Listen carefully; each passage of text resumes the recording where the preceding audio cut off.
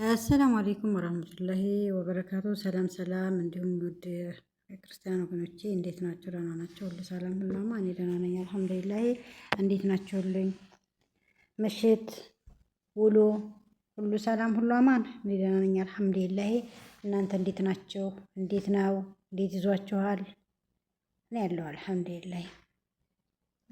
ዛሬ ሄሉሻ ሄሉሻ ሄሉሻ አፋጀው ሄሉሻ ሄሉዬ በቀደም ዕለት ምን እያልሽ ነበር የኔ እናት? ዛሬ ደግሞ ምንሽ ጉድሽ ወጣብሽ? ለምን ሰደባችሁኝ? እኔ በየማንኛቸውም ወንድ ላይ አልንጠላጠልም። አንዳንዶች ተመልካቾች እንደዚህ እያላችሁ ስትወቅሽ ነበር አይደለም? መጀመሪያ ማንነትሽን አጥርተሽ ነው መውቀስ። ሄሉ ይሄን አታረግም፣ ሄሉ ይሄን አታረግም ስትባይ ስትመሰገኝ ነበር። እኛ ደግሞ ባየነው ነው እንግዲህ የምንፈርደው። ምን ታረጊዋለሽ? የውስጥሽን ማን ያውቃል? የውስጥሽን ፈጣሪ ብቻ ነው የሚያውቅልሽ። እኛ ደግሞ ባሳየሽን ነው የምንፈርድብሽ ማለት ነው። እና ምን መሰለሽ ሄሉሻ፣ እንደ ሴት ትከበሪ ጥሩ፣ እንደ ሴት የምታደርጊውን ብታቂ ጥሩ። አንቺ ግን ሰውን እጎዳለሁ ብለሽ ራስሽ ተዋረርሽ። መጣልሽ ይኸው ዛሬ ጎረምሳሽ መጣልሽ። እያየሽኝ እንኳ እያየሽኝ አውሪ እንኳ ሲልሽ እያየሽው ማውራት አልቻልሽም። አየሽ፣ እንደዚህ ነው ውርደት፣ እንደዚህ ነው ልክ። ጥሩ አይደለም። ከልክ ውጭ ዝም ብለሽ ያለ ወንድ ያብን መቅጣት ትችይ ነበር። ያብን ያለ ወንድ መታገስ ትችይ ነበር። የራስሽ ማድረግ ትችይ ነበር። ሰው ባየው ነው የሚፈርደው። ሰው ባየው ስለሚፈርድ አንቺ ደግሞ እየወጣሽ እንደዚህ አትበሉኝ የኔ ማንነት አይደለም አልሽ። ይኸው ዛሬ ማንነትሽ ወጣ። ለልጁ ምን አይነት ተስፋ ሰጥተሽው ነበር? ምን አይነት አውርተሽ ነበር? ምን እንደሆነ ያብን እንደማፈልጊው ከሱ ጋር እንደምትሆኝ ነበር ያልሽው። አሁን ልጁ እንደሚለው ሆነ ማለት ነው።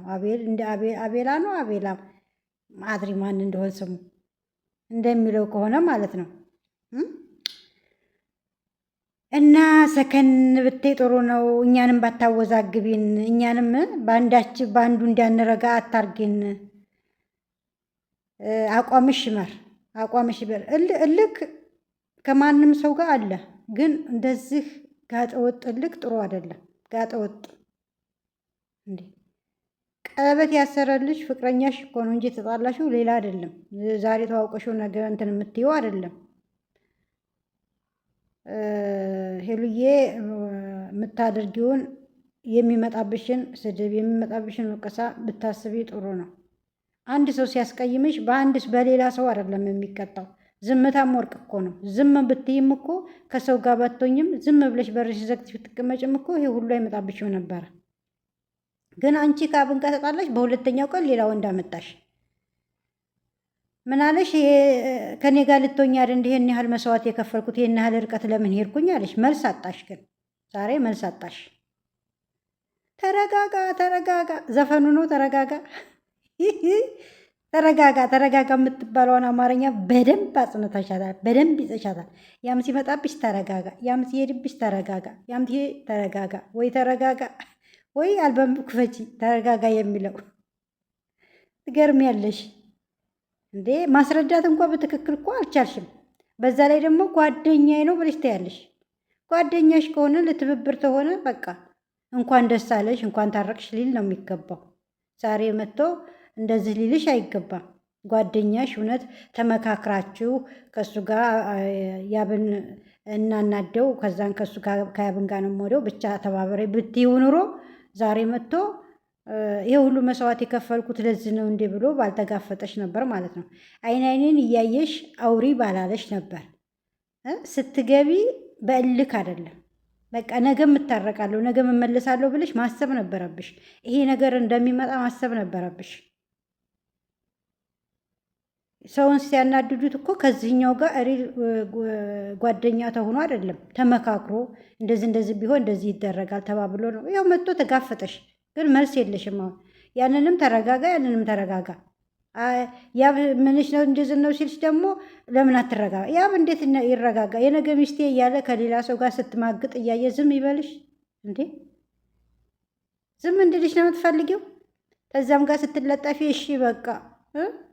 እሺ በቃ ችግር የለውም እንድልሽ ነው የምትፈልጊው? የኔ ነሽ ማንም ጋር ተገላፈጭ እያለ ዝረን እንዲለቅሽ ነው የምትፈልጊው? እንዴ የትዳር ማንነት የፍቅረኛ ወይም የነገ ህይወት ማንነት እኮ አልተረዳሽም። ሄሉ አልተረዳሽም እንዴ? ማዘርሽ ታስረዳሽ ትዳር እንዴት እንደሆነ፣ ምን አይነት ክብር እንዳለው፣ ምን አይነት ትዕግስት እንዳለው፣ ምን አይነት ፈተና እንዳለው መማር አለብሽ። አንቺ በእልክ ደግሞ ምንም የሚገፋ ነገር የለም። በእልክ ደግሞ የባስ ይበላሻል እንጂ አይስተካከልም። በእልክ የመጣ ትዳር ደግሞ ትዳር አይሆንም። ስለዚህ ለምታደርጊያቸው ነገር ቆም ብለሽ ብታስቢ፣ እልክም ሆኖ ለዛ ሰው ጋር ደግሞ እልክ ነው እዋጠዋለሁ ብለሽ የምትይም ከሆነ ደግሞ ያንን ሰው አሳምነሽ ይሄ እንደዚህ ልል ነው ከአንተ ጋር አልሆንም ብቻ ተባበረኝ ማለት ነው ያለብሽ። ከዚኛው ጋር ጓደኛ እንደምትሆኚ ሆነሽ ሰው እስከ መደብደብ ደረሰ። እውነትም አምኖሽ ማለት ነው። ልብሽን ደብቀሽ ከዚኛው ጋር ደግሞ ቀረብሽው ትክክለኛ ጓደኛ መስለሽ። ዛሬ ሁለቱን ሰዎች ይታጋዲ። አሁን ሰው አጋደልሽ ማለት አይደል?